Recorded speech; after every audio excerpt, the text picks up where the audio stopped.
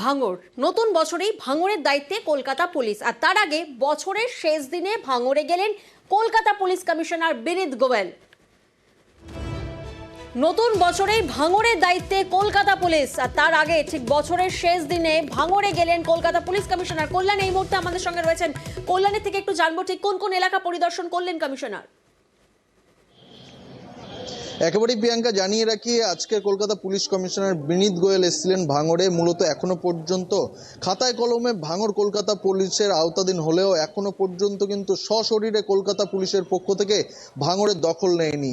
এখনো পর্যন্ত বেঙ্গল পুলিশেই কিন্তু এই ভাঙড় চালাচ্ছে। তবে সবকিছু ঠিক থাকলে আগামী বছরেই শুরুতেই কিন্তু এই ভাঙড়ের দায়িত্ব নেবে কলকাতা পুলিশ। আজকে পুলিশ কমিশনার বিনীত গোয়েল এসেছিলেন।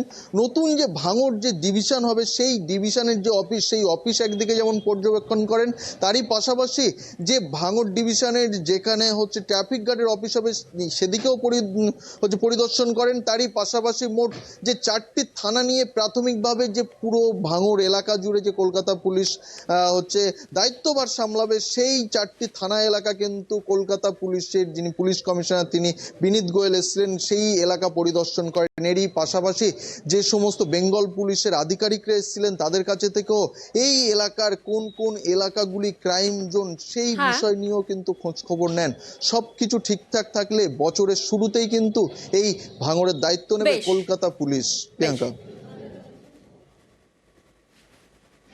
খুব তাড়াতাড়ি আমার মনে হয় ক্যালকাটা পুলিশ এলাকা অলরেডি গভর্নমেন্ট নোটিফিকেশন অলরেডি হয়ে রয়েছে, এবং যে মুহূর্তেই আমরা আশা করছি খুব শীঘ্রই অনারেবল চিফ মিনিস্টার আমাদের ডিসি অফিস এবং থানাগুলো যা হয়েছে ইনফ্রাস্ট্রাকচার অলমোস্ট রেডি আছে, যে ফাইন টিউনিং আমরা করে দিচ্ছি এবং তারপরে বিল টেক ওভার।